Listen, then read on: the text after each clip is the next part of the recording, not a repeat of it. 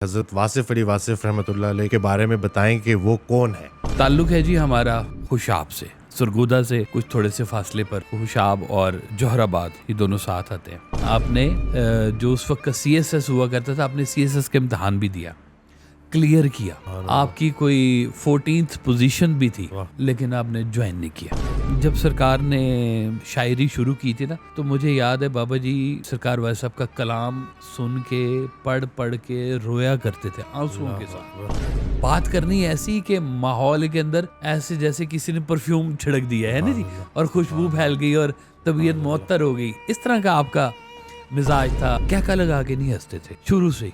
मैंने तो अपनी जिंदगी में उन्हें नहीं देखा। 22 साल की रफाकत कह ले, 21 साल 22 साल जब आपकी वफात हुई है। खेल का शौक था आपको, कबड्डी भी खेली, फुटबॉल खेला, लेकिन उनकी मोस्ट फेवरेट जो हॉकी थी। ये जरूरी नहीं है कि जो शागिर्द है वही उस्ताद को पसंद करे, ये भी जरूरी है कि उस्ताद भी शागिर्द को पसंद सुभान करे। अल्लाह। आपने एक रात में 300 अशार लिखे और उससे पहले कभी एक शेर भी नहीं कहा हुआ था।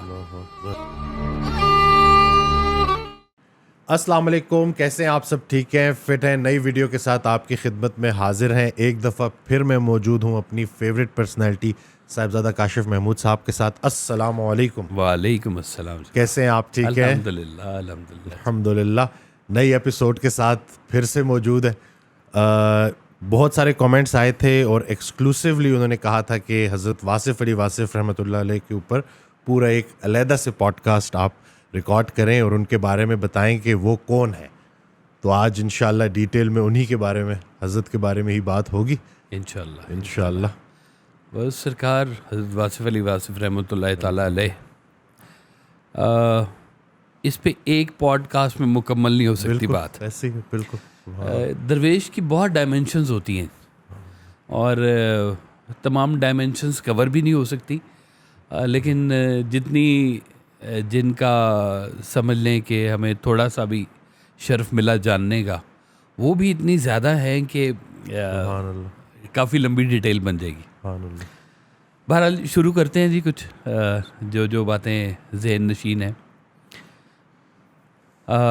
ताल्लुक़ है जी हमारा खुशाब से, सरगोदा से कुछ थोड़े से फासले पर खुशाब और जोहराबाद ये दोनों साथ आते हैं। और खुशाब है सरज़मीन जिसके बिल्कुल साथ दरिया झेलम चलता है जी। और इस जगह की मुनासबत ऐसी है कि कहते हैं कि शेर शाह सूरी जब यहाँ से गुज़रा तो पीछे सारा खारा पानी था, जितना पीछे का जो एरिया है ना जहाँ से वो चलता हुआ आ रहा था। तो यहाँ भी जब आया तो यहाँ का था मीठा पानी। तो उसने जब पानी पिया ना तो उसने कहा खुश आब। अच्छा, वाह, मीठा पानी है।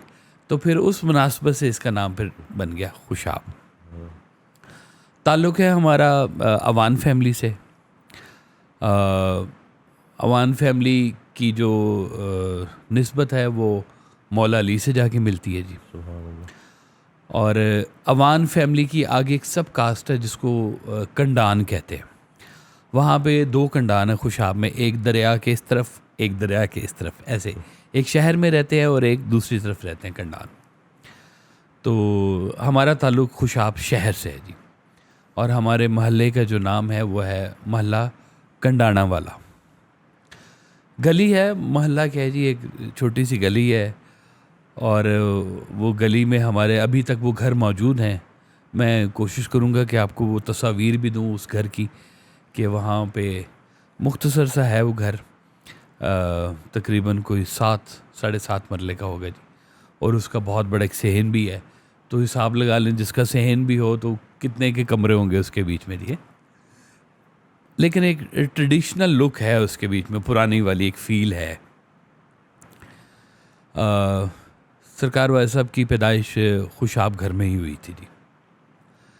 मेरी दादा हुजूर जो हैं उनका नाम है मलिक मोहम्मद आरिफ, और जो दादी हुजूर थी उनका नाम था सलमा बीबी। दादाजी को ना सब फैमिली वाले कहते थे बाबा जी। सरकार भी उन्हें बाबा जी कहा करते थे, तो हम भी बाबा जी कहते थे उन्हें। तो बाबा जी जो है ना जी, वो उस दौर में उन्होंने फ़ाइन आर्ट्स किया हुआ था जी। बहुत खूबसूरत आर्टिस्ट भी थे, पढ़ाते भी थे, और कुरान से उनका ख़ास शगफ़ था जी। घराना हमारा यूँ समझ लें कि तौसा शरीफ से बैत सारा, दादा के जो बड़े दादा हैं मोहम्मद अशरफ साहब, वो भी तौसा शरीफ में बैत थे। और घर का एक सारा जो माहौल था ना वो बड़ा दीनी किस्म का, और सारा जो था ना वो बुज़ुर्गों को मानने वाला घराना कह लें, कि जिसकी वहाँ पर जो है वो कवाली, नात और बुज़ुर्गों की बातें मैंने बहुत बचपन में बाबा जी से सुना था। एक शेर वो पढ़ते होते थे कि मोहम्मद मोहम्मद पकेंदे गुज़र गई, आहद नाल अहमद मिलेंदे गुज़र गई। सुभान अल्लाह। तो दादी अम्मा मेरी पढ़ी लिखी नहीं थी जी, लेकिन माशाल्लाह बहुत ज़हीन फ़तीन ख़ातून थी जी। कुरान पाक पढ़ा उन्होंने, और इतना पढ़ा कि बच्चों को पढ़ाया करती थी, बच्चियाँ आती थी उनके पास कुरान पाक पढ़ने के लिए। हाफ़ज़ा उनका बहुत अच्छा था, और अपनी मेहनत से उर्दू में ख़त भी लिख लिया करती थी। ख़त का दौर होता था ना जो, तो ख़त लिखना बेटों को, बेटियों को, और इस तरह के मामला चलते रहे जी। तो ये हमारा वो छोटा सा घराना था जी, वो खुशाब का एक घर जो था। सरकार व सबकी जो फैमिली में सबसे बड़ी आपकी एक बहन थी जी, उनका नाम था ज़ुबैदा, और वो हम उन्हें आपा कहा करते थे जी, क्योंकि उस घर में बड़ी थी वो, तो आपको पता है घर की बड़ी आपा ही होती है ना जी वो। तो वो जिन्होंने शुरू में उनको आपा कहा, वो एंड तक फिर उनका नाम आपा ही रहा। कहाँ जा रहे हैं? आपा के घर जा रहे हैं जी, बस। तो वो आपा मशहूर हो गई जी वो। फिर उसके बाद आपा के बाद पैदाइश हुई सरकार वाहिद साहब की। उनकी जो शनाख्ती कार्ड के ऊपर जो तारीख लिखी हुई है वो है 15 जनवरी 1929।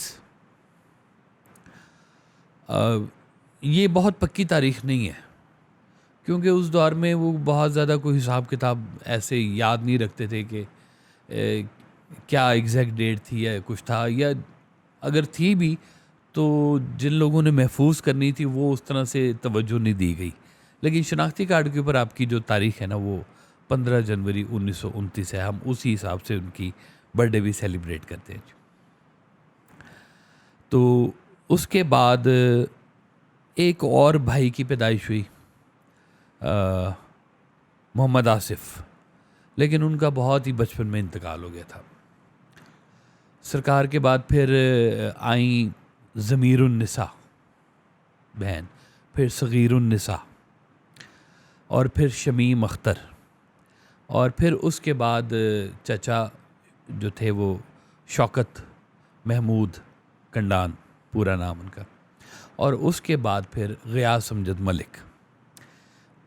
अच्छा, ये एक फैमिली पक्की हो गई। एक और भी हमारे साथ एक फुफो और जुड़ी हुई है, उनका नाम है सुरैया, वफ़ात पा चुकी हुई है, अल्लाह उन्हें गरी के रहमत करे। वो ले पालक थी, और वो सरकार वाहिद साहब की ख्वाहिश पे बाबा जी ने उनको लिया और कहा कि हम इसे पालेंगे। सुभान अल्लाह।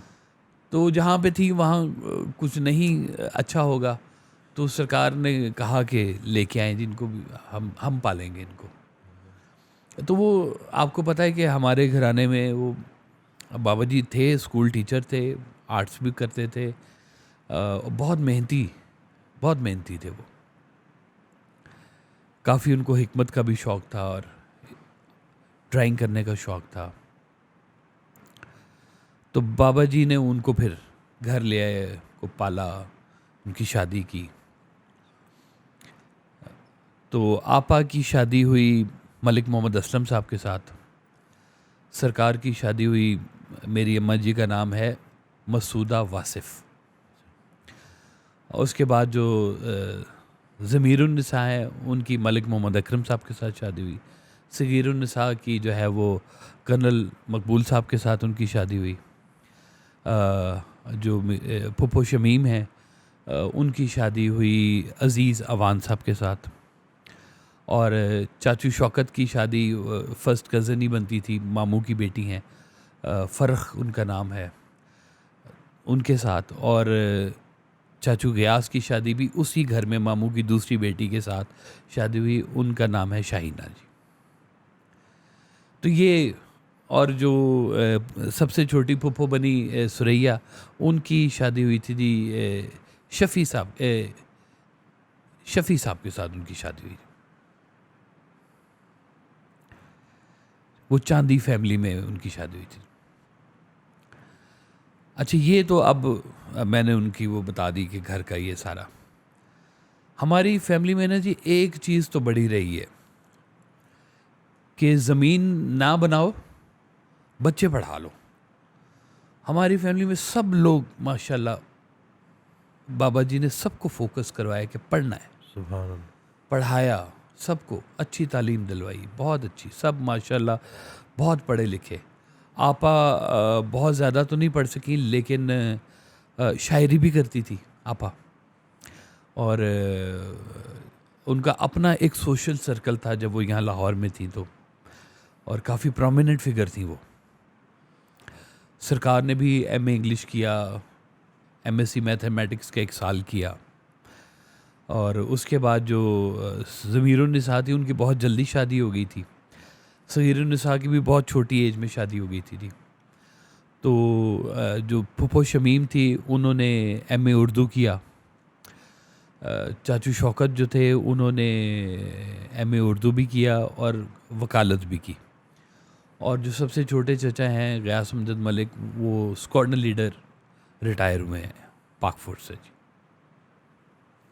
तो वो घर का एक रुझान जो था ना कि ये पढ़ा लिखा घराना सारे का सारा, तो ये एक ट्रेंड वो था हमारे घर का, ये असासा था कि पढ़ने लिखने में सारे जो थे ना वो बड़े माशाल्लाह सब ने बहुत अच्छी तालीम हासिल की। वरना ऐसे घरों में आपको पता है कि ज़्यादातर फोकस किया जाता है कि घर में गुर्बत है तो पैसे कमाए जाएं, है नहीं, ताकि गुर्बत दूर हो। तो वो मंशूर ही नहीं था बाबा जी का कि जी बच्चों को कोई पैसे कमाने का कोई ज़रिया बनाया जाए या कुछ कमाया जाए। वो कैसे, पढ़ो, बस पढ़ाई अपनी अपनी मुकम्मल करो। सरकार वाले साहब ने कोई इब्तदाई तालीम बाबा जी से ही हासिल की। फिर खुशाब में एक स्कूल है, उसको 3 नंबर स्कूल कहते हैं, गवर्नमेंट का एक स्कूल है वहाँ पर। वहाँ से आपने अपनी प्राइमरी शुरू की, मिडल तक किया, मैट्रिक किया।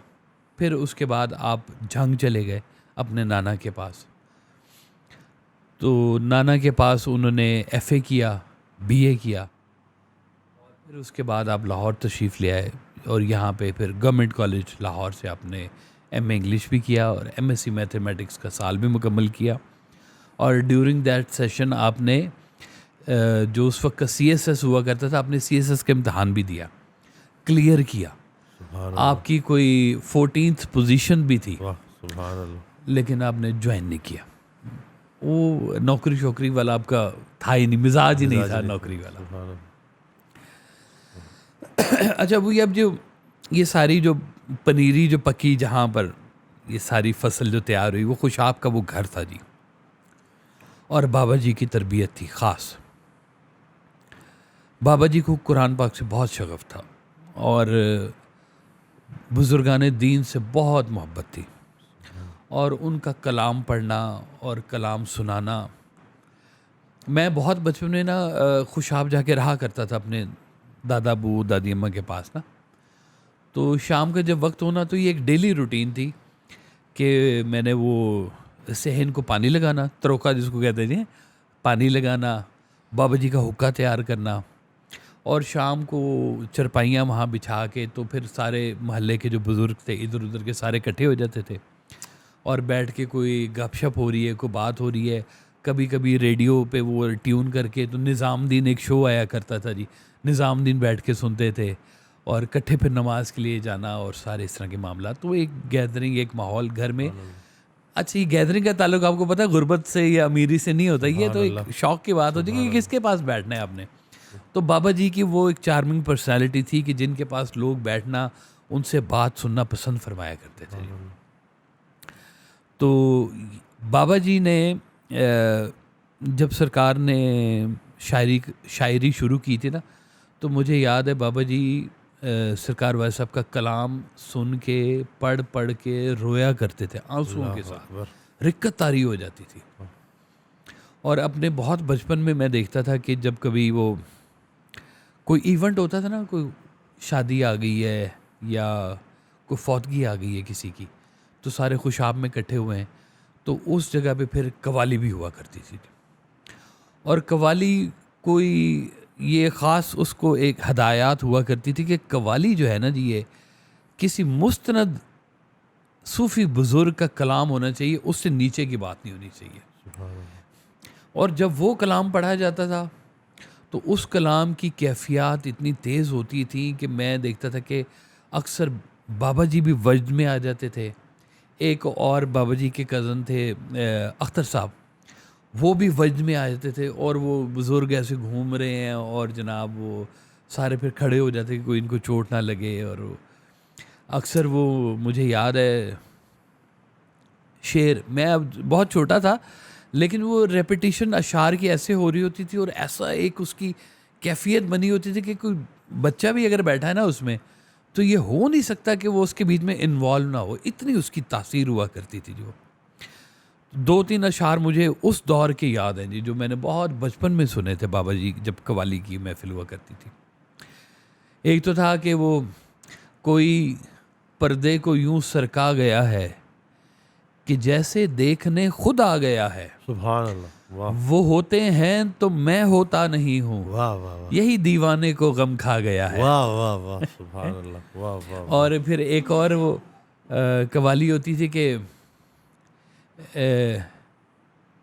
मेरी हिम्मत देखिए, मेरा कलेजा देखिए, एक शीशा हूँ कि हर पत्थर से टकराता हूँ मैं, वाह आगे आगे झूमता जाता है वो माशर खराम, पीछे पीछे नक्श पा को चूमता जाता वाह हूँ मैं। वाह वाह, सुभान अल्लाह, वाह अब वाह, ये वाह। लेवल की शायरी वहाँ पे अल्लाह जनाब वो अकबर, सुनी भी वाह, जाती वाह, थी। वाह, और वो वाह। उसके ऊपर फिर इन बुज़ुर्गों का उस कैफियत में आना, वो हमारे लिए बड़ी ना इंस्पिरेशन हुआ करती थी बच्चों के लिए ना, कि यार ये बुज़ुर्गों की ये डोमेन हमने बहुत बचपन में ही देख ली थी कि ये कुछ होता है इस सूफिया की ज़िंदगी के अंदर, ये रंग चलता है वहाँ पर। सरकार शुरू से ही, सरकार भाई साहब बहुत इंटेलिजेंट थे जी। अच्छा, उनकी पैदाइश का भी बड़ा खूबसूरत एक वाक़या है जी, कि पहली चूँकि बेटी थी घर में आपा, तो जब सरकार की पैदाइश हुई तो बाहर सरकार के नाना भी बैठे थे और भी रिश्तेदार बैठे थे। तो वो जो मिडवाइफ जिसको दाई बोलते हैं जी, वो आई अंदर से और उसने आके कहा कि जी मुबारक हो, आपके घर पे बेटी आई है जी। तो जो सरकार के नाना थे उन्होंने कहा कि ये कैसे हो सकता है, मैंने आसमानों पे पढ़ा है कि मेरा वासिफ आ रहा है, तुम कैसे कह सकती हो बेटी आ रही है। अल्लाह अकबर, अल्लाह तो वो उनका नाम भी जो है ना वासिफ, तो ये उनकी पैदाइश से पहले ही रख दिया गया हुआ था जी। सुभान अल्लाह, वाह और ये सरकार के नाना हुजूर ने रखा था जी नाम अल्लाह अकबर, वासिफ, कि मेरा वासिफ आ रहा है। ये बात उनको शुरू से इसका अंदाज़ा था जी। वाह वाह वाह। तो सरकार वासिफ की पैदाइश जब हुई तो बड़ी खुशियाँ मनाई गई कि बेटा आया घर के अंदर, और बड़ा बेटा, उस बड़े बेटे ने फिर हक भी अदा किया कि बड़ा बेटा होता क्या है जी। सुभान अल्लाह, जितने सरकार से छोटे जो बहन भाई हैं ना सारे, उन सबको मैंने अपनी ज़िंदगी में देखा कि उन्होंने बाबा जी के बाद सरकार वासिफ को फादर फिगर समझा, बल्कि फादर ही समझा, सुभान अल्लाह, और उसी तरह से बात मानी जैसे वालिद की मानी जाती है। और सरकार वासिफ साहब ने भी फिर उनके लिए बहुत किया कि उनको बुलाया खुशाब से, लाहौर बुलाया, पढ़ाया लिखाया, टीचिंग भी करवाई और सबको इस्टेब्लिश करके शादियां करके सबको अपने अपने घर भेजा। और वो बड़े भाई वाला किरदार ज़िंदगी के आखिरी लम्हे तक नहीं छोड़ा आपने। सुभान अल्लाह, मुझे याद है वो टेलीफोन आया ना, वो बिल आया, तो उसमें सबसे ज़्यादा कॉल जो थी ना वो पिंडी की थी, जहाँ पे चचा रहा करते थे, कि रोज़ आप फ़ोन करते थे उनको, तो आप कहते थे देखो ये मेरे बिल के अंदर ये सबसे ज़्यादा खर्चा मेरे भाई का है। वाह, सुभान अल्लाह, तो ये मोहब्बत ही इतनी तवज्जो के साथ आप रखते थे जी।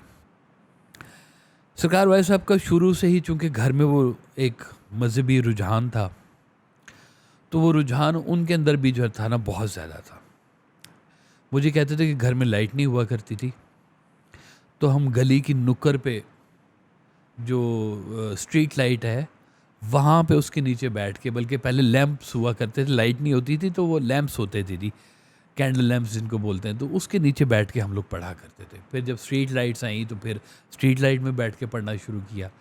तो पढ़ाई का शौक़ बहुत ज़बरदस्त था आपका, किताब से दोस्ती और किताब से शगफ़ आपका शुरू से बहुत ज़्यादा था जी।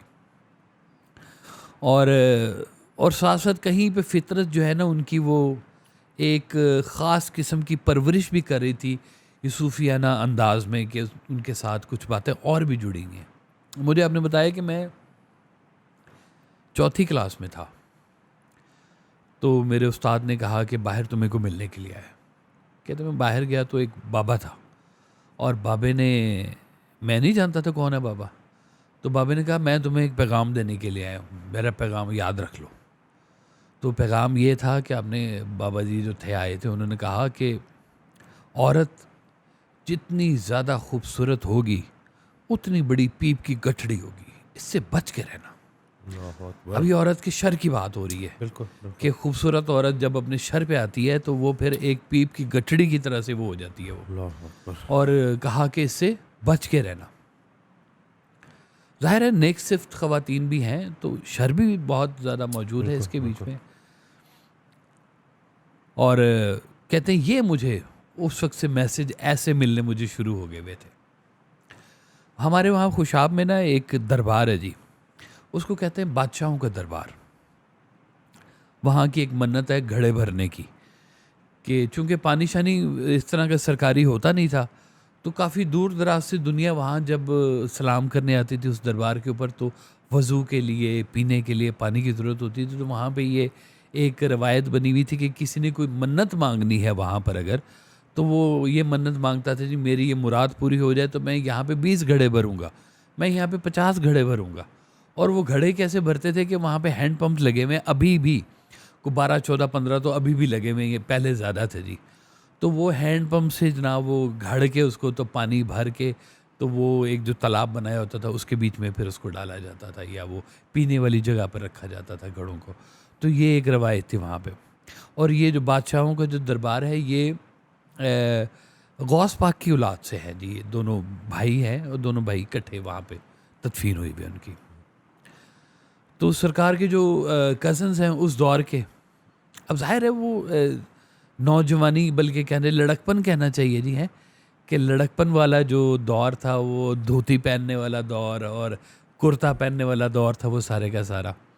तो कहते हैं हम लोग जब जाते थे ना कभी बादशाहों के दरबार पे, तो हम लोग जो है ना वो जाके वहाँ पे अपनी शरारतों में मशगूल हो जाते थे। लेकिन वासिफ जो था ना ये कोने में जाके आराम से बैठ जाता था और बस अपने ध्यान ज्ञान में कहीं गुम रहता था। अब ये उनकी जो फितरत या जो उनकी परवरिश है, ये बहुत स्टार्ट से ही ये बुजुर्गान दीन के साथ है कि इस मैटर को सीरियसली लेके वो चला करते थे, कि ये इसके बारे में वो मजाक भी नहीं करते थे। और वैसे मजाक बड़ा अच्छा था सरकार वाले साहब का। एक जो थी ना वो बात करनी ऐसी कि माहौल के अंदर ऐसे जैसे किसी ने परफ्यूम छिड़क दिया है ना जी, और खुशबू फैल गई और तबीयत मुअत्तर हो गई। इस तरह का आपका मिजाज था मजाक करने का भी। क्या क्या लगा के नहीं हंसते थे शुरू से ही। मैंने तो अपनी ज़िंदगी में उन्हें नहीं देखा। मेरी 22 साल की रफ़ाकत कह लें, 21 साल 22 साल जब आपकी वफ़ात हुई है, तो इस पूरे दरमियान में बहुत भी कभी मैंने मुस्कुराता देखा है ना, तो वो ज़ेरे लब मुस्कुराहट ही देखी है। कभी कहे की आवाज़ नहीं मैंने सुनी आपसे कि कभी हा हा हा जैसे हम लोग हंसते हैं ना ऊंचा, ऐसा कभी क्या लगा के आपने ऐसे। और एक डेलिकेसी थी आपके अंदर खूबसूरत। अच्छा, ये जो अब दौर चल रहा था जी सारा 1929, और 1929 के बाद ये मुस्लिम लीग का दौर शुरू हुआ था। तो सरगोधा में उस वक्त मुस्लिम लीग काम कर रही थी वहाँ पर। तो आपने मुस्लिम लीग ज्वाइन की। किसी ने ना वो ये जब बेनज़ीर का दौर था ना, तो किसी ने पूछा कि जी आप पीपल्स पार्टी में हैं कि आप मुस्लिम लीग नून में हैं। तो आपने कहा हम पुराने मुस्लिम लीग ही हैं, वाह हम उस वक्त के मुस्लिम लीग हैं जब अभी मुस्लिम लीग शुरू हुई थी। वाह तो ये उस दौर में सरकार वो पाकिस्तान के क़याम के साथ मुंसलिक हुए और जवानी में वो मुस्लिम लीग के जलसों के अंदर शमूलियत इख्तियार करनी। कायद अज़म के साथ बड़ी ख़ास मोहब्बत निस्बत थी आपको। और जिस वक्त ये 1947 हुआ है ना, उस वक्त आप अपने मामू के पास शिमला में थे। उस वक्त शिमला पैक्ट भी कहीं हुआ था, तो मामू वहाँ पर अपॉइंटेड थे, तो सरकार उनके पास गए हुए थे। और ये 1947 14 अगस्त का जब ये दिन आया तो पता चला कि जी अब अलग-अलग हो गए हैं। तो अब वो जब उन्होंने वहाँ से ट्रैवल किया शिमला से खुशाब का, तो पूरा रास्ता ये वो वाला रास्ता था कि जिस रास्ते में खून रेजी थी, इस्मत दरी थी। और वो जो कुछ 14 अगस्त के जो वाक़यात हैं पार्टीशन के, वो सब सरकार ने अपनी आंखों से वो ट्रेनें कटी हुई देखी, और किस तरह से छुप छुपा के और जान बचा के वो पहुँचे। और उस पूरे टेन्योर का जो आपकी ज़ात के ऊपर वो असर हुआ था, वो फिर लाइफ टाइम रहा जी। और वो इसलिए पाकिस्तान को वो अपनी हर बात के अंदर बड़ी फोकियत दिया करते थे, बल्कि कहते थे कि अब जो है ये हमारे लिए तो पाकिस्तान भी इस्लाम का हिस्सा ही है जी, सुभान अल्लाह कि सुभान ये अल्लाह। उसी नूर ईमान की रोशनी में बना हुआ है। और इसके ऊपर फिर सरकार ने पाकिस्तान के हवाले से बेबहा चीज़ें लिखी भी और कहीं भी, और वो सारा मामला वो चलता रहा। अच्छा, ये सरकार का जो दौर था ना, कहते हैं कि वो जब कज़न्स जाते थे ना वो फिल्म देखने के लिए या कोई मेला होना, तो कहते हैं कि वो फिल्म देखने चले जाते थे, मैं किताब ख़रीद के वापस आया था। वाह वाह सुभान तो कहते हैं मुझे किसी बुजुर्ग ने कहा था ये तुम्हारे लिए नहीं है, वाह तो कहते हैं मैं फिर वो नहीं गया उधर, तो मैं किताब ख़रीद के आ जाता था। वो तो मेले ठेले उस वक्त हुआ करते थे जी, अब नहीं होते हैं वो वाले मेले जो कभी होते थे। मैंने भी अपने बचपन में देखे हैं जी वो मेले, कि जब वो हाफिज़ क्या नाम था वहाँ पे, हाफिज़ दीवान करके कोई मेला एक होता है खुशाब में, बहुत बड़ा। तो वो मेलों के अंदर जो रवायती पुराने हुआ करते थे वो चीज़ें नज़र आया करती थी जी। तो ये सारी तरबियत को साथ लेते हुए चलते हुए सरकार जो थे वो फिर जंग पहुँचे।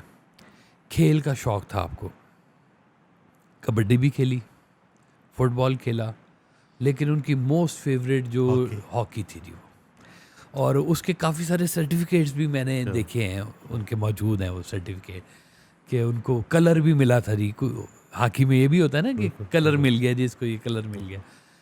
तो अच्छी हॉकी खेलते थे, पसंद करते थे हॉकी को।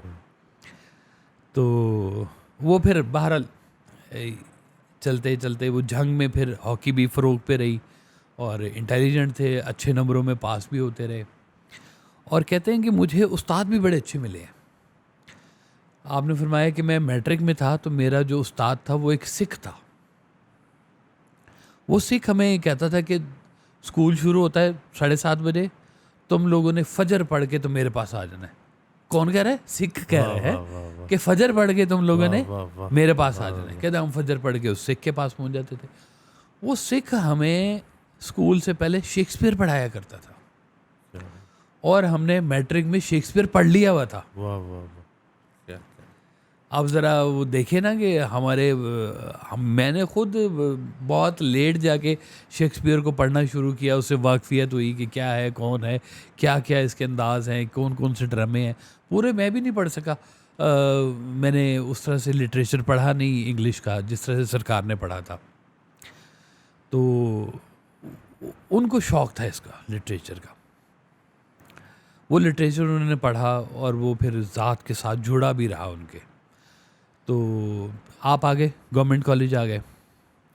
गवर्नमेंट कॉलेज में आपने एमए इंग्लिश, और एमए इंग्लिश में भी आपके बड़े जिसको फ्लाइंग कलर्स कहते हैं, ग्रेसली आपने सारा वो क्लियर भी किया। एमएससी मैथमेटिक्स 1 साल की, 1 साल आपने नहीं की, तबीयत उस वक्त थोड़ी सी ज़रा दरवेशी टाइप और तरह से शुरू हो गई हुई थी। तो सीएसएस का इम्तहान दिया आपने, तो लेकिन ज्वाइन नहीं किया, नौकरी वाला उनका मिजाज ही नहीं था। इसके बाद यहाँ पर एक रीगल चौक है जी लाहौर में। रीगल चौक के पास एक कॉलेज था जिसका नाम था पंजाबी एंग्लो ओरिएंटल कॉलेज या पंजाबी एंग्लो कॉलेज, कुछ ऐसा नाम था जिसका। वहाँ पर आपने 55 से 58 तक पढ़ाया बच्चों को, जैसे प्राइवेट कॉलेज था वहाँ पे आपने पढ़ाया। और 58 में फिर आपने अपना कॉलेज बना लिया नाभा रोड के ऊपर, 6 नाभा रोड उस कॉलेज का एड्रेस हुआ करता था जी। वो बिल्डिंग थी तकरीबन कोई 2 मंजिला 3 मंजिला बिल्डिंग थी वो। उसका नक्शा ऐसे था कि छोटी सी गली सी ऐसे बनती थी, कॉलेज के अंदर जाते थे, लेफ़्ट साइड पर आपका ऑफिस आता था। ऑफिस को जैसे ही क्रॉस करें तो सामने एक छोटा सा एक कमरा आता था, वो भी एक क्लासरूम टाइप ही बना हुआ था, और कमरे के लेफ़्ट से भी एक रास्ता जाता था जी। उस कमरे की बैक पर एक बड़ा हॉल कमरा हुआ करता था जहाँ पर मेन लेक्चर्स हुआ करते थे। उस हॉल के अंदर दरमियान में पर्दा लगा होता था, एक तरफ ख़वातीन लड़कियाँ होती थी, एक तरफ लड़के होते थे, और पर्दे के साथ पढ़ाया जाता था। तो जब कॉलेज शुरू हुआ तो शुरू में 5, 6, 7 स्टूडेंट्स रहे, और फिर 500 स्टूडेंट्स रहे। और बाहर जो नाभा रोड के सामने है कस्टम हाउस है वहाँ पर, तो वो कस्टम हाउस की जो सारी पार्किंग थी ना, वो साइकिलों से सरकार के पास जो स्टूडेंट आते थे वो पूरा स्टैंड बन गया एक, कि जी इतने बच्चे यहाँ पर आते हैं और इतनी ख़वातीन आती हैं यहाँ पर। वहाँ पे फिर आपने पढ़ाया, बहुत ज़ौक़ शौक़ से पढ़ाया जी वो। और मेरे बचपन तक, मतलब ये क्योंकि कॉलेज ख़त्म हुआ है तकरीबन कोई 82 में, 82, 83 की स्टार्ट में कहीं ख़त्म हुआ है वो कॉलेज। वही कॉलेज की भी एक अलग ही लाइफ थी, उसकी भी कोई अलग ही दास्तानें हैं। वो कॉलेज कहाँ से शुरू हुआ, उस दौर की तबीयत क्या थी आपकी, और कैसे कैसे वो फिर दरवेशी रंग आता रहा। वहाँ पर सुबह में क्लासें होनी, शाम तक क्लासें होनी, वो कौन से स्टूडेंट्स थे जो उस दौर में आते रहे, ये पूरा एक अलग से पूरा टॉपिक है। उसमें कई जजेस आज के शामिल हैं, कई अब तो खैर वक्त काफ़ी ज़्यादा हो गया हुआ, कई लोग चले गए हुए उसमें से, कुछ हैं जो अभी भी हयात हैं। तो वो सब कहते थे कि एक कोंदा सा आता था जैसे बिजली चमकती है, और वह सब की गुफ्तगू शुरू होती थी, और उनकी आवाज़ ऐसे आ रही होती थी, और एक पिन ड्रॉप साइलेंस होता था।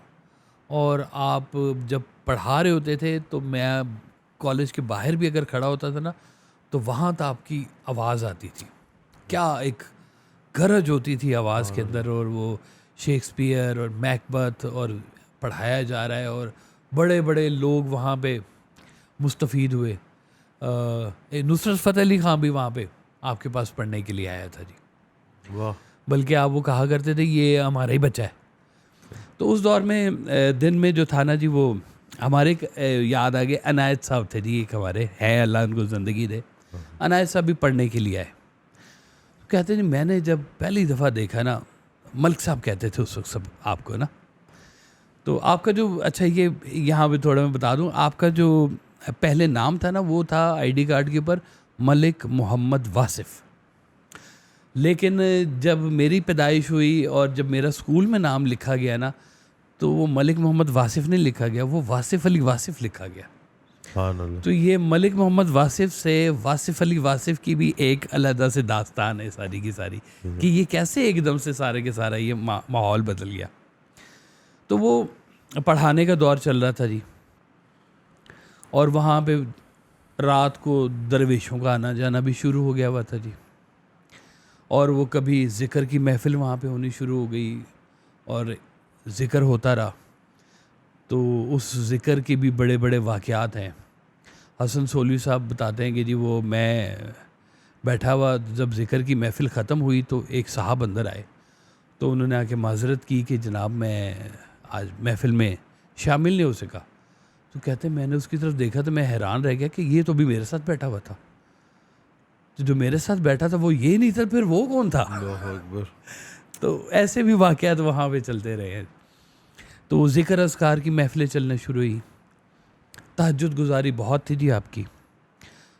जो वो पुरानी नारकली की जो मस्जिद है, वहाँ के इमाम साहब वो उस दौर के बताया करते थे कि वाह साहब तो कई दफ़ा आके कहते थे मस्जिद नू ना बाहरों ताला ला के तुसी चले जाओ, मैं बैठा अंदर। सुभान अल्लाह। तो वो अंदर ही बैठना, और जब तहज्जुद भी अंदर ही पढ़नी, तो फिर वो फजर की अज़ान होनी, मौलवी सामने आना, तो सारा, और फिर वो तहज्जुद या यहाँ पढ़ते थे या फिर दाता साहब चले जाते थे जी, और फजर की नमाज़ पढ़ के वहाँ से फिर वापसी आपकी होनी। तो नींद का टाइम किधर था पता नहीं किधर था, कोई थोड़ा सा ही था जी टाइम, क्योंकि क्लासेस बहुत अर्ली वहाँ पे स्टार्ट हो जाया करती थी जी, और बड़ा रश। और उस दौर के बड़े वाक़यात, हाफिज़ शफ़ीकुर रहमान साहब हैं, वो इस वक्त हैं चीफ़ एडिटर हैं एक अखबार के। तो कहते मैं जब पढ़ने के लिए गया वहाँ, तो आपने कहा तुम हाफिज़ हो? उन्होंने कहा जी मैं हाफिज़। आपने कहा अच्छा फ़लाने पारे का फ़लाने रकू से मुझे सुनाओ। तो कहते हैं मैंने वहाँ से पढ़ना शुरू किया। तो जब मैं पढ़ चुका तो आपने दराज खोला और मेरी फ़ीस निकाल के मुझे वापस कर दी। हाफिज़ के पैसे नहीं लेते हम, तुम बस वाह हारे का। वाह सुभान अल्लाह, वाह वाह सुभान एक और वहाँ पे आया शख्स, तो उसने कहा कि जी मैं पढ़ना तो चाहता हूँ, मैं पहले देखूँगा आप मुझे पढ़ा भी सकते हैं कि नहीं पढ़ा सकते। अल्लाह आपने अकबर। कहा अच्छा चलो देख लो जी। वो 2 दिन क्लास में बैठा, पढ़ा, फिर वो आया ऑफिस में आपसे मिलने के लिए। तो उसने कहा जी मैं आपसे पढ़ना चाहता हूँ जी। तो आपने कहा मैं तुम्हें नहीं पढ़ाना चाहता। वो कहते नहीं मेरे हाथ पाँव फूल गए कि ये क्या बात कह रही मुझे है। तो आपने कहा कि ये ज़रूरी नहीं है कि जो शागिर्द है वही उस्ताद को पसंद करे, ये भी ज़रूरी है कि उस्ताद भी शागिर्द को पसंद सुभान करे। अल्लाह, वाह वाह वाह सुभान अल्लाह, है वाह वाह। अनायत साहब बताते हैं कि जी मैं जब पहली दफ़ा गया तो सुर्ख आंखें वासिफ साहब की मैंने दूर से देखी। मैं कहा ये बंदा जो है ना ठीक नहीं लग रहा मुझे, इतनी लाल आंखें भी किसी की होती हैं। और मैं नींद आपकी होती बड़ी मुख्तसर सी थी, लेकिन क्लास रूम के अंदर जब वो एक शो शुरू होता था ना गरजदार आवाज़ का, फिर नींद शींद कोई किसी की भी नहीं होती थी वहाँ पे, दूर दराज तक किसी की नहीं होती थी वहाँ पे। तो कहते हैं जी वो वाज साहब का वो दौर चल रहा था, थोड़ा सा तसव्वुफ़ और रूहानी कैफियत बड़ी ज़्यादा मुरतब हो रही थी। कुछ दरमियान में तबीयत लील हो गई। तो आपने कहा कि ये 10 सवाल है, ये याद कर लो, इसमें से पेपर आ जाएगा। कहना मैंने पूछा कि जी अगर वो 10 सवाल में से ना आया तो फिर? कहते छोड़ा ना पेपर, मेरी जिम्मेदारी। कहते जी हम गए पेपर देने के लिए, तो जब पेपर आया तो उन सवालों में से एक सवाल भी नहीं आया। वो जो 10 सवाल बताए थे उसमें से एक सवाल भी नहीं आया। हमें कहा मलिक साहब तुसी की कराता साढ़े नाल है। कहते अब हुक्म था। हमने कहा पेपर खाली छोड़ दो, नहीं है तो नहीं है, हमने 10 सवाल तैयार किए। कहते जी वो हम पेपर खाली दे के तो हम जनाब कॉलेज की तरफ आके बताया कि जनाब हम तो खाली पेपर दे के आ गए। कहते अभी हम ये बता रहे हैं तो इतनी ही देर में पीछे से एक बंदा आया और उसने इतला दी कि जी पेपर कैंसिल हो गया। अल्लाह अकबर। पेपर आउट हो गया था और ये पेपर कैंसिल हो गया। अब इसकी तारीख फ़लाँ तारीख को है पेपर की। कहते जब हम उस दिन पेपर देने गए तो वही 10 सवाल आए हुए थे। वाह वाह वाह सुभान अल्लाह, वाह वाह वाह सुभान अल्लाह। अब ये उस दौर का जो तसर्रुफ था ना आपका, वो शुरू हो चुका हुआ था जी सारे का सारा। कॉलेज के ही दिनों में आपने अपनी ज़िंदगी का पहला शेर कहा, और वो पहला शेर नहीं कहा, आपने एक रात में 300 अशार लिखे, सुभान अल्लाह, और उससे पहले कभी एक शेर भी नहीं कहा हुआ था। अल्लाह अकबर। एक होता ना कि बचपन से जी मुझे शायरी का शगफ है, मैं कुछ कुछ हल्का फुल्का लिखता हूँ। नहीं नहीं नहीं, कहा ही नहीं। और जिस दिन कहा उस दिन 300 अशार। और ये कौन से अशार हैं? ये शब चराग किताब उठा के देखें आप, ये वो अशार हैं जो एक रात में लिख दिए गए 300 अशार। और उसमें से ये जो अभी हमने पढ़े हैं ये सारे अशार उसमें शामिल हैं। ये शायरी उस दौर में शुरू हुई। उससे पहले शायरी शुरू होने से पहले एक इंडिया का वफद तैयार हुआ। अभी भी ये होता है कि जब कभी हज़रत निज़ामुद्दीन औलिया का उर्स मुबारक आता है तो पाकिस्तान से सरकारी तौर पर एक वफद जाता है। उस वफद का कोई हेड होता है। उस दौर में जो वफद का हेड थे वो सरदार अहमद ज़िया साहब थे जी, और सरकार उनके साथ गए वहाँ पर। तो वो वफद के साथ आप दिल्ली गए, इंडिया। वहाँ पर जब हाज़िरी हुई हज़रत निज़ामुद्दीन औलिया की, हज़रत ख्वाजा बख्तियार काकी की, हज़रत अमीर खुसरो की, बाकी बिल्ला की, और इस तरह से बाकी आस्थानों के जो थे मामलात, वो वहाँ पे जाके फिर कैफियत बड़ी और तरह से हुई। और वहाँ पर फिर वो थे हसन मियाँ थे जो बरेली से थे, और वो नियाजिया सिलसिले से ताल्लुक़ था जी उनका। तो उन्होंने सरकार की दस्तारबंदी की वहाँ पर। बुज़ुर्गों से फैज़ का सिलसिला शुरू हो गया हुआ था। और फिर उस दौरान में आपकी मोहब्बतनामा हुआ पीर साहब देवल शरीफ से। ये जो पिंडी मरीब से जो आगे हैं जी, देवल शरीफ जगह है जी, वो बड़े मुस्तनद अच्छे बुज़ुर्ग थे वो। तो उनसे बड़ा ख़ास एक आपका मोहब्बतनामा हुआ। उनके बेटे की जब शादी हुई तो सेहरा सरकार ने लिखा। तो वो कहा करते थे कि ये अगले दौर का इलामा इकबाल, अल्लाह अकबर, पीर साहब देवल शरीफ कहा करते थे। तो वो कुछ अरसा वो चला। फिर वो अनैत साहब भी कहते हैं, एक दिन जनाब मुझे कहा सरकार ने कि बैठो, मोटरसाइकिल था आपके पास लमरेटा, उस दौर का कोई ब्रांड था, इंपोर्टेड ब्रांड था लमरेटा। कहते हैं जी, मैंने कहा पीछे बिठाया तो कहीं जाना होगा। कहते हैं जी हम मोटरसाइकिल स्टार्ट हुई तो हम लाहौर से निकले, बाबा बुल्ले शाह साहब से होते हुए, पाकपतन शरीफ से होते हुए, तो तौसा शरीफ से होते हुए, तो हम ऐसे चक्कर लगा के 7 दिन बाद वापस आए। अल्लाह अकबर।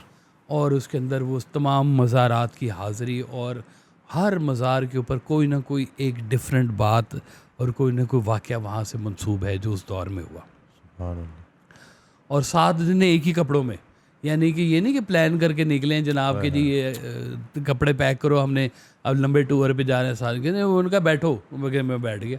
कहने वो मोटरसाइकिल चलाई तो बस चली जा रही है मोटरसाइकिल, तो सारा एक पूरा टूर लगा के 7 दिन के बाद वापस। कहते हैं मेरी तो कमर अकड़ गई कि 7 दिन सफ़र ही सफ़र हो ही जा रहे जी है। तो लेकिन कहते हैं बस अब वो चलते रहे और तमाम बुज़ुर्गों को हाज़िरियाँ देते हुए वापस आए। अच्छा, वो अनायत साहब भी फिर इसी की एक कंटिन्यूटी में वाक़या बताते हैं। कहते हैं अब वो कुछ दिन बाद ईद आनी थी, तो मैंने ईद पे जाना था पिंडी, उनका घर पिंडी में था जी अनायत साहब का। तो मैंने इजाज़त चाही, तो आपने कहा ये काम करो, ये चाबियाँ लो, कॉलेज को बाहर से ताला लगा देना और चाबियाँ अंदर फेंक देना, मैंने जब जाना होगा मैं चला जाऊँगा। कहते नहीं, मैं वो तैयारी में बड़ा जोश व खरोश में तैयार हुआ, फटाफट के जाना है घर, तो बाहर से मैंने ताला लगाया और मैं चला गया पिंडी। पिंडी गया, ईद शीद मनाई मैंने बड़े अच्छे तरीके से। और जब ईद के तीसरे रोज़ मैंने वापस आना था, तो मैंने जैसे कोट पहना तो कोट की जेब में छन करके आवाज़ आई कि चाबियाँ तो मेरे पास है। और वो उसका गेट भी ऐसा नहीं था कि बंदा टाप सकता है, वो गेट के ऊपर वो ऐसे चोंचों वाली वो लगी हुई थी, और काफ़ी ऊंचा गेट था, वो वाला लोहे का गेट था। तो कहते मैंने सोचा कि पता ही बस हमने ताला तोड़ा होगा, कैसे किया होगा, अब मुझे वो टेंशन। तो कहते हैं जैसे मैं कॉलेज पहुंचा तो ताला बदस्तूर लगा हुआ था। मुझे और टेंशन हो गई कि ताला खुला ही नहीं है, वैसे हमने ईद किधर की है। कहते मैंने ताला खोला तो आप अंदर बैठे हुए थे, मुझे देख के मुस्कुराए। कहते हैं अच्छा, वो तूने मुझसे वो बदला लिया 7 दिन वाला है। वाह वाह वाह वाह वाह। और इतनी सी बात कहेंगे तो आप मुस्कुरा दिए। वाह वाह। तो वो अंदर ही बैठे रह गए आप। अल्लाह अकबर। तो ये भी एक ज़ब्त का आपका देखें कैसी शान थी आपकी, ज़बरदस्त किस्म की इसलिए आप कहा करते थे कि सबसे बड़ी कुव्वत कुव्वत बर्दाश्त है। आपका कहा हुआ एक एक फिक्रा, एक एक बात ऐसी है कि जिसके साथ कोई ना कोई वाकया या कोई बात जुड़ी हुई है। सुभान अल्लाह। आपका कोई शेर ऐसा नहीं है जो किसी वारदात के बगैर गुजरा हुआ हो। सुभान अल्लाह। कोई फिक्रा ऐसा नहीं है कि जो हवाई है उसके साथ कोई वाकया मंसूब है, उसके पीछे कोई ग्राउंड मंसूब है, तभी उसके अंदर इतनी तासीर होती है आपके फरमुदात के अंदर जो। तो ये कॉलेज का दौर शुरू हुआ जी ये सारा, और इसमें फिर बहुत गहराइयाँ बड़ी। वो कहते हैं जी वो एक दिन एक साहब आए तो आपने उनको चाय शाय पिलाई, खाना खिलाया, तो खाने में चने थे तो चने खिलाए आपने उनको, और उनको खुदाफिज करने के लिए कॉलेज से बाहर निकलकर रोड के कॉर्नर तक अल्लाह हाफिज़ करने के लिए गए। तो अनाया साहब कहते हैं नहीं कि मैं बड़ा हैरान हुआ कि इतनी दूर तक तो आप किसी को सी ऑफ करने जाते ही नहीं है, मुसाफा करते हैं कॉलेज के दरवाजे तक, तो अल्लाह हाफिज़, तो इनको तो बहुत दूर तक छोड़ने के लिए गए। तो कहते हैं मैंने पूछा कि जी ये अब इतनी इज़्ज़त अफजाई की है आपने इनकी, ये कौन है? वो कहते हैं इसको भी पता नहीं है, ये यहाँ पे हमारे पास चने खा के गया है, कल इसने शाही महल में खाना खाना है। तो पता चला जी 2 दिन बाद केयर टेकर प्राइम मिनिस्टर उनको बनाया गया और वो शाही महल में खाना खा रहे थे। तो ऐसे एक वो कल्बी वारदात जो है ना आपकी वो शुरू हुई थी। वो जो मेरा ख्याल है वो कतरा कतरा कुल्ज़म का एक मज़मून है जिसमें आपने वो फरमाया कि हमारी डिप्रेशन से नई नई आशनाई हुई थी। तो पूरा एक मज़मून लिखा हुआ है कि वो मुझे फिर बुज़ुर्ग मिले और वो सारा वाक़या ये इसी दौर का, कॉलेज के दौर का ही, नाभा रोड के कॉलेज। ये नाभा रोड का कॉलेज एक बहुत बड़ा गढ़ था जी, हैं। तो वो कहते हैं कि एक दिन अकाउंटेंट आ गया और उसने कहा वह सब जैसे आप कॉलेज चला रहे हैं ऐसे तो कॉलेज नहीं चल रहा। और क्या हुआ है? उन्होंने कहा जी जो आपके पास गरीब आता आप उसको फ़ीस छोड़ देते हैं, कोई हाफिज़ आता आप उसको फ़ीस छोड़ देते हैं, कोई यतीम आता आप उसको फ़ीस छोड़ देते हैं। तो अगर फ़ीसें नहीं लेनी है तो कॉलेज में चलना कैसे, अखराजात कैसे पूरे होंगे? किराए भी थी वो जगह हमारे पास जी वो। तो आपने कहा चलिया तुम्हें क्या लगता है हम यहाँ पे पैसे कमाने के लिए हमने ये सारा काम शुरू किया? ओ बेवकूफ़, हम तो अपने जनाजे के बंदे इकट्ठे कर रहे हैं। अल्लाह अकबर, अल्लाह मुद्दा देखे ज़रा कि क्या वो पैसे की हवस लालच तो शुरू से ही नहीं थी आपके अंदर कहीं पे मौजूद, और पैसा आपके पीछे ऐसे भाग रहा होता था और आप आगे भाग रहे हो कि किधर पीछे पीछे आ रहा है जी, है। अल्लाह अकबर। वो कॉलेज के बड़े खूबसूरत, मैं कुछ अर्सा वहाँ पे रहा जी, मुझे अपने बचपन के कुछ दिन वहाँ पे याद हैं। वहाँ पे जो मुझे याद है कि वो कॉलेज का वो एटमॉस्फेयर याद है। कॉलेज के एंटर होने से राइट साइड पर एक फ़ोटो स्टेट की दुकान खुली थी, वो मेरे नाना बू ने खोली थी, और आशनाई हुई और वहाँ से रिश्ते की बात शुरू हुई। और नाना बू की जो पूरी फैमिली थी वो जोहराबाद में थी जी, हैं। तो वो जोहराबाद और खुशाब बिल्कुल ऐसे साथ साथ एडजेसेंट है, ट्विन सिटी टाइप जैसे ये पिंडी इस्लामाबाद है। तो वो रिश्ता गया। अम्मा जी उस वक्त जो हैं वो पढ़ाया करती थी, बीएड आपने किया हुआ था और स्कूल टीचर थी आप। तो रिश्ता गया तो उन्होंने कहा कि नाना बू ने कहा कि कमांदा की है मैंने नहीं पता, लेकिन बहुत पढ़े लिखे है मैंने पता है। ये उन्होंने डेफिनेशन दी अम्मा जी को, है। तो वो मंगनी हो गई जी। तो मंगनी के बाद फिर सरकार का ना अखबार में एक कलाम शाया हुआ। तो वो कलाम लेके ना फिर नाना बू जो थे ना अम्मा जी के पास आए। मेरी अम्मा जी का नाम मसूदा, तो नाना बू ने सूदी सूदी कहते थे, हैं असूदी है वेख वासिफ दा लिखिया देख आए अखबार दे विच ते बहुत बड़ा कलाम है गया, तो बहुत बड़ा। नाना बू माशाल्लाह काफ़ी इंटेलेक्चुअल और फ़ारसी पे बड़ा अबूर और इंग्लिश पे बड़ा अबूर, बड़ी अच्छी पर्सनालिटी और बड़ी खुश मिजाज किस्म की वो उनकी पर्सनालिटी थी जी। तो ये अम्मा जी का भी, और 24 अक्टूबर सरकार का निकाह हुआ अम्मा जी के साथ। और बारात जो है वो लाहौर से गई जौहराबाद, और जौहराबाद से सेम डे फिर वो वापस भी आई जी, और फिर लाहौर में उसका एक छोटा सा मुख्तसर सा वलीमा भी किया गया जी। ये शायरी की किताब जो फिर ये भी उसी दौर में, कॉलेज के दौर में मुरतब होनी शुरू हुई। नाम इसका तजवीज़ किया गया शब चराग।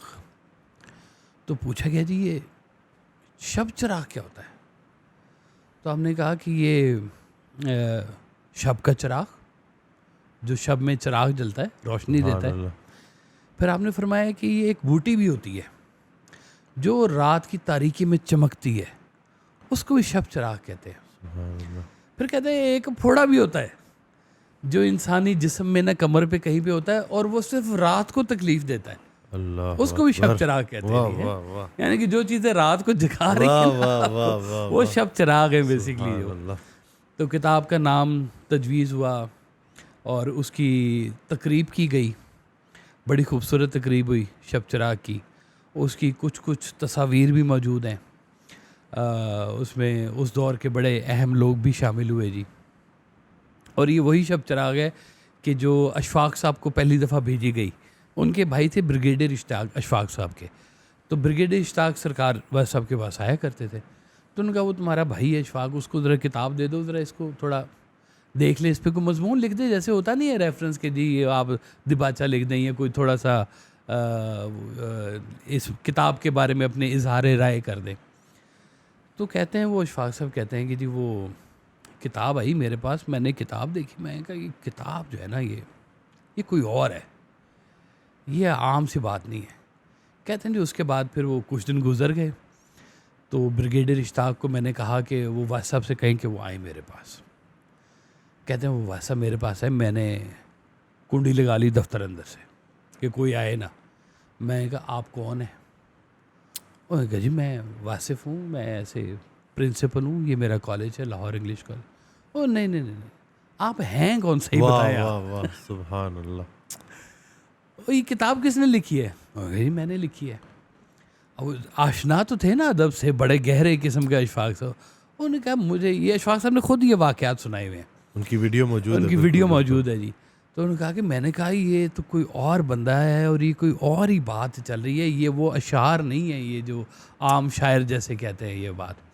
अब देखें ना, ये वो शायरी वो है कि आबदा परवीन कहती है कि मैं नारे मस्ताना, मैं शोखी रिंदाना, मैं तशना कहाँ जाऊँ, पीकर भी कहाँ जाना। और उधर से नुसरत फ़तेह अली ख़ान पढ़ी जा रहा है, और उधर से मेहदी हसन साहब, मैं आरज़ुए दीद के किस मरहले में हूँ, खुदाई ना हूँ या मैं किसी आईने में हूँ। सुभान अल्लाह। तो वो पढ़ रहा है वहाँ से, उसको रफ़ाकत अली ख़ान पढ़ रहा है, उसको हामिद अली ख़ान पढ़ रहा है। और मैंने जब भी उन्हें पुकारा एक सदाई, ये अच्छा ये वाला जो शेर है ना जी, कि मैंने जब भी उन्हें पुकारा है एक सदाई तू हमारा है, मैंने मंदिरों में सुना है अल्लाह अकबर, कि वो एज अ भजन ये इंडिया में ये शेर पढ़ा जा रहा है। अल्लाह अकबर। वो अपने भगवान के सामने ये वाला शेर पढ़ रहे हैं कि मैंने जब भी उन्हें पुकारा है। देख लें कहाँ कहाँ पे ये बात जा रही है, बहुत दूर तक बात जा रही है जी सारी की सारी। तो ये कॉलेज का जो सारा ये मंजर था ना जी, ये बड़ा ही गहरा फिर इसका सारा बड़ा असर था। 1982 में बाबा जी का विसाल हो गया। अच्छा, उसी दरमियान में मैं बताऊं कि सरकार ने बहन भाइयों को भी बुलाया, यहाँ पे पढ़ाया, साथ में इंजीनियरिंग करवाई, एमए उर्दू करवाया, ये करवाया वो करवाया, बिल्कुल बच्चों की तरह से ना। काफ़ी एज का भी फ़र्क था आपका, तो बिल्कुल बच्चों की तरह से आपने छोटे अपने बच्चों की तरह बहन भाइयों को बुला के पढ़ाया लिखाया सब कुछ, और बड़ी एक ख़ास उनसीयत हर एक के साथ।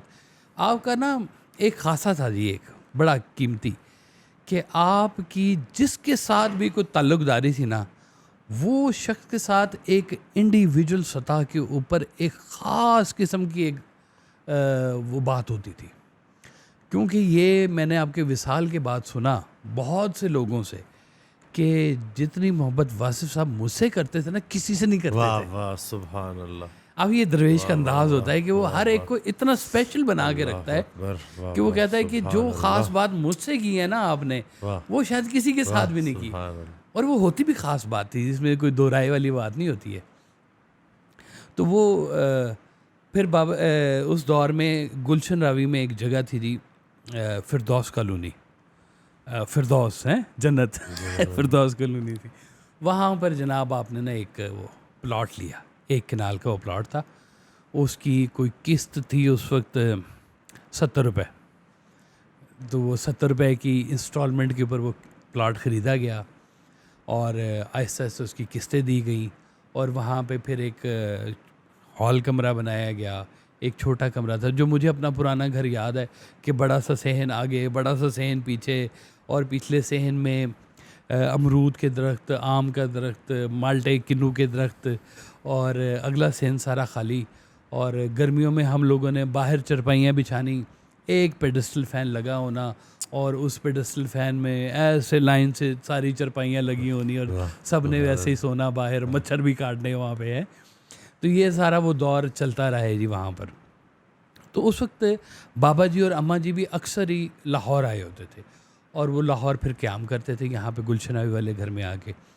तो मुझे याद है कि अम्मा जी और मैं, हम कभी कॉलेज में रहते थे, कुछ अर्सा जाके कॉलेज में रह लिया, फिर गुलशन रावी वाले घर में आ गए, फिर कॉलेज में चले गए। तो ऐसे चलता रहा है वो ये सारे दौर में।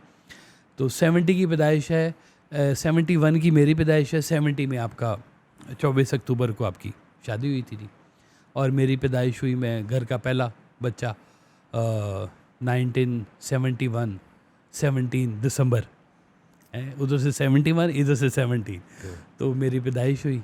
तो बाबा जी बड़े खुश और सरकार भी बड़े खुश, और एक वो खुशी वाला माहौल था कि घर में पहला जो बच्चा आया है जी, वो बेटा आया है जी।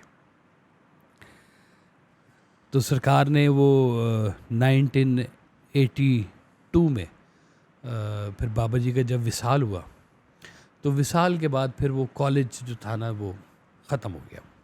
उसका कोई लीज़ का मसला पड़ गया, ये क्या हो गया, तो वो फिर कॉलेज हमें ख़ाली करना पड़ा। तो कॉलेज का सारा सामान उठा के फिर हम ले आए इधर गुलशन रावी वाले घर में। तो हॉल कमरे को क्लासरूम बना दिया गया।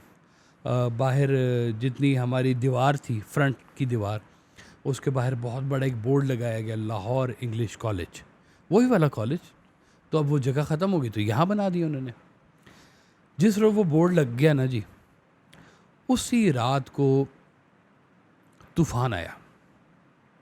पहले बड़े ख़तरनाक तूफ़ान आते थे, अब नहीं आते वो वाले तूफ़ान। वो तो सीटियों वाले नहीं होते, शां शां सीटियाँ बज रही हैं, और किसी की दीवार गिर रही है, किसी के दरख्त गिर रहे हैं। तो मुझे भी तोड़ फोड़ की आवाज़ें आनी शुरू हो गई कि कोई या दरख्त गिर रहा है या कोई दीवार गिर रही है, कुछ ना कुछ हो रहा है। इतनी तेज़ हवा थी, वो कोई नहीं बाहर निकला। सुबह जब हम लोग उठे तो बाहर गए, तो वो जो लाहौर इंग्लिश कॉलेज का जो बोर्ड लगाया गया था ना, वो बोर्ड फीती फीती हो गया, मतलब रिपेयरेबल भी नहीं रहा, इतना वो ख़राब हो गया। तो हमने कहा कि अब इशारा मिल गया है, इसका मतलब है अब ये कॉलेज ख़त्म कर दिया जाए। तो वहाँ पे फिर लाहौर इंग्लिश कॉलेज का इख्तिताम हुआ कि अब लाहौर इंग्लिश कॉलेज मज़ीद नहीं चलेगा। तो यहाँ से फिर कहानी जो थी ना वो आगे की तरफ चली। फिर वो फिर आपकी महाफिल शुरू हुई। महाफिल का एक अलग से एक दौर शुरू हुआ। तो वो महाफिल का दौर शुरू हुआ, वहाँ पर पहले लक्ष्मी चौक में एक जगह थी जी, वहाँ पर एक नशिस्त का आगाज़ हुआ, जिसमें डॉक्टर सुहेल उमर साहब थे और उस दौर के काफ़ी कीमती लोग थे, जहाँ पर सवाल जवाब की नशिस्त शुरू हुई। और उसके कुछ अरसे बाद फ़िज़िकल कॉलेज लाहौर, यहाँ पर महाफिल शुरू हुई, और वो महफ़िल डेली होती थी। सवाल जवाब की नशिस्त मगरिब के बाद शुरू होती थी, इशा के बाद, और पता नहीं कब तक चलती थी। और रात को 1 बज गया या 2 बजे भी आपकी वापसी हो रही थी। और वो मुस्तकिल 1001 रात महफिल हुई है। अशफाक साहब कहते हैं कि मैं उसे अल्फ लैलवी दास्तान कहता हूँ। अल्लाह अकबर, सुभान अल्लाह, जज़ाकल्लाह।